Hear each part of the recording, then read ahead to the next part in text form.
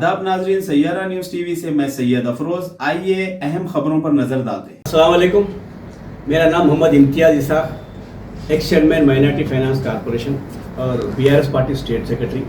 मेरे साथ जम्मू खान सिद्दीपेट से हैं, सीनियर टीआरएस के लीडर हैं, बीआरएस लीडर हैं, और सलमान जो सिरपुर के हैं, आदिलाबाद डिस्ट्रिक्ट, वो भी बीआरएस पार्टी के सीनियर कायद हैं।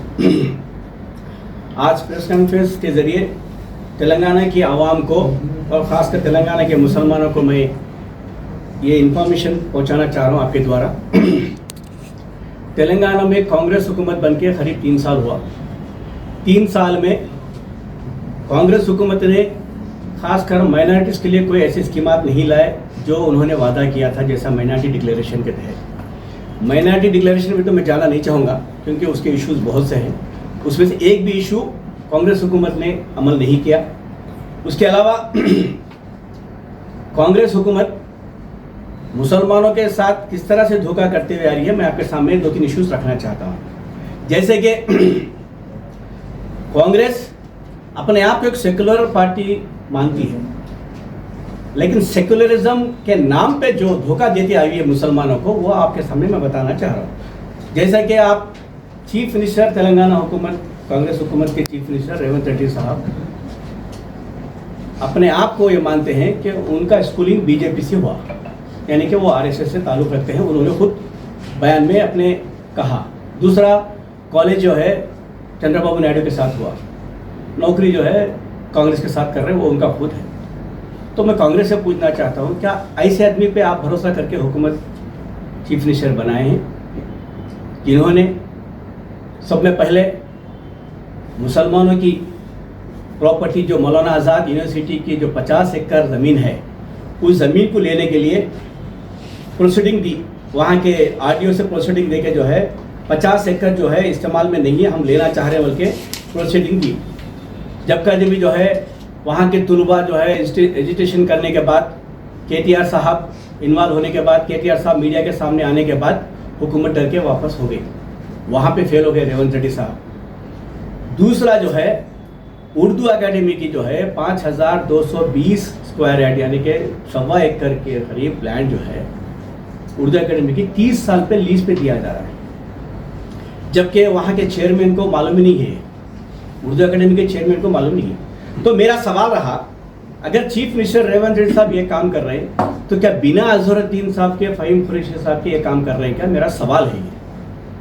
माइनॉरिटी वेलफेयर डिपार्टमेंट से अगर ये काम हो रहा तो बिना अजहरुद्दीन साहब के क्या ये काम हो रहा क्या?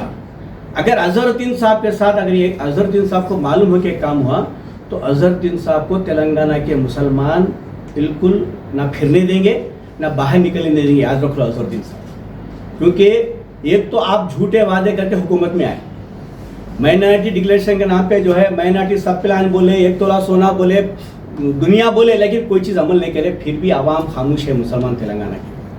आज आपके चीफ मिनिस्टर रेवंत रेड्डी खासकर मुस्लिम यूनिवर्सिटीज़ के ज़मीनों को जो है हर्रास करने के लिए सामने आ रहे हुए, तो अजहरुद्दीन साहब का, फ़हीम कुरैशी साहब का मुंह में से आवाज़ नहीं निकल रही। उर्दू एकेडमी की जो ज़मीन लीज को दिए थे 16 जुलाई को ऑर्डर आया था, उसके बाद जो ऑर्डर आया, क्या बोल के ऑर्डर आया? 27 जुलाई को ऑर्डर आया। क्यों? बहुत से लोग जो है इस लीज के खिलाफ काम करे, आवाज़ उठाए। क्या बोल गया? The order issued in the reference read about are kept in abeyance, यानी कि इसको कैंसिल नहीं किया गया, वक्तिया तौर पे जो है इसको केप्ट किया गया, अबेंस रखा गया, ताकि इसको आगे फिर करने वाले हैं ये। वक्तिया तौर पे लोगों की आवाज़ों को रोकने के लिए लोग जो है सोशल मीडिया के जरिए, उनके जरिए जो आवाज़ पहुंचा रहे हैं उसको रोकने के लिए ये ऑर्डर निकाला गया, कैंसिल नहीं किया गया। बीआरएस पार्टी की तरफ से हम डिमांड कर रहे हैं ये इमीडिएट कैंसिलेशन का जीवो आना, ऑर्डर जो है कैंसिलेशन का आना, वरना हम खामोश बैठने वालों में से नहीं है। ये ख़त्म ही हुआ था, अभी ख़त्म भी नहीं हुआ है। उर्दू एकेडमी का अपना जामिया निज़ाम की जो है 510 एकड़ ज़मीन 1948 जो गाजी अहमद साहब ने जो है, बहादुर साहब ने जो है वक्त दिया था 1948 से 2009-10 के वक्फ बोर्ड के सीईओ ने जो है ऐलानियात ये कर दिया था ये प्रॉपर्टी वक्फ बोर्ड की है, बाज़ाब्ता वक्फ बोर्ड के पास रिकॉर्ड्स है। तो आज जो है जामिया निज़ामिया की ज़मीन 10 एकड़ ज़मीन तेलंगाना कांग्रेस की हुकूमत ऑक्शन में लगाई, तो क्या ये भी अजहरुद्दीन साहब को नहीं मालूम है क्या? क्या ये भी फ़हीम कुरैशी साहब को नहीं मालूम है क्या? मैंने सुना फ़हीम कुरैशी साहब का एक स्टेटमेंट देखा कि मैं ऐसा लीडर हूं कि मैं मुसलमानों को रहबरी करना चाह रहा हूं। भाई बिल्कुल रहबरी करो। कौन सी रहबरी? उर्दू एकेडमी की लीज देने की ज़मीन को रहबरी मत करो, जामिया निज़ामिया की ज़मीन को ऑक्शन करने की रहबरी मत करो, मौलाना आज़ाद यूनिवर्सिटी की ज़मीन को जो खींचने की थी उसकी रहबरी मत करो। आप जो है रहबर जब मान रहे हैं अपने आप को, तो आप जब सीएम के करीबी लोगों में से आप जाने जाते हैं तो आपका ये फर्ज बनता है कि इन चीज़ों को रोकना।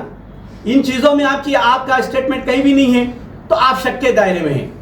मोहम्मद अजहरुद्दीन साहब तो डायरेक्ट उन पे इल्ज़ाम है, क्योंकि आप मिनिस्टर हैं, क्योंकि आपके बगैर कोई फाइल जाने वाली नहीं है। तो आप क्या या जानबूझ के या गवर्नमेंट के प्रेशर में आप क्या खामोश बैठे हुए हैं?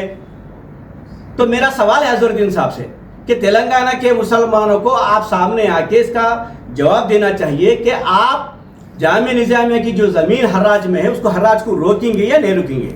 अगर नहीं रोकेंगे तो तेलंगाना के मुसलमानों को आप जवाब दे हैं, तेलंगाना के मुसलमान आपको सबक सिखाएंगे।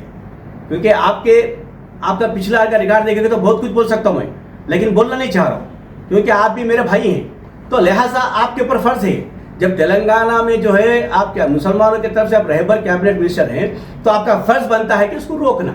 अगर आप नहीं रोकेंगे, तेलंगाना के मुसलमानों को सामने आने की जरूरत है। और ख़ासकर मैं वक्फ बोर्ड चेयरमैन साहब से मेरा सवाल है, भाई साहब आप तेलंगाना में है या कर्नाटक में है? आप वक्फ बोर्ड चेयरमैन कर्नाटक के हैं या तेलंगाना के हैं? आप 2024 अक्टूबर से ना एक बोर्ड मीटिंग करें, ना आप कोई भी वक्फ बोर्ड के इशू पे आप सामने नहीं आते। इतना बड़ा इशू हो रहा, आप सामने नहीं है। जामिया निज़ामिया का इतना बड़ा इशू हो रहा, इतनी बड़ी लैंड जो है ऑक्शन में लगाई गवर्नमेंट, आपका स्टेटमेंट नहीं है। आप हुबली इटली कहाँ की फिर रही? तो आप आइए, आप वक्फ बोर्ड के चेयरमैन हैं, आप आके सामने आके जवाब दो। आपके पास रिकॉर्ड्स है पूरे, आप लीगल टीम को लेके आप कोर्ट को जाइए, या वरना आप रिजाइन कर दीजिए अपने पोस्ट से। क्योंकि आप चीफ मिनिस्टर रेवंत रेड्डी से डर के काम नहीं करना चाह रहे, तो उस पोस्ट को रिजाइन करने का पहला आपको जिम्मेदारी बनती। वरना आप वक्फ बोर्ड के एडवोकेट्स हैं, उनके जरिए आप कोर्ट को जाइए, कोर्ट को जाके इस ऑक्शन को रोकिए। टाइम नहीं है बिल्कुल। आप पार्टी का काम करना है तो वक्फ बोर्ड को रिजाइन कर दीजिए। आप जो है हुबली इटली कहाँ की फिर रही, आप फिर लीजिए, हुबली इटली कहाँ तो फिर लीजिए। तो ये पहले वक्फ बोर्ड का मसला है, जामिया निज़ामिया की ज़मीन के एक्शन को रोकिए, वरना तेलंगाना के मुसलमानों को बाहर आने की जरूरत पड़ती है। और जो है तेलंगाना में जो कांग्रेस का जो कल्चर रहा है, एक तरफ से जो है आपको मैं डीप में जाना नहीं चाह रहा हूँ, क्या हो रहा है, एक तो टेमरिस के पर मैं फ़हीम कुरैशी साहब से मेरा सवाल है कि केसीआर साहब रहे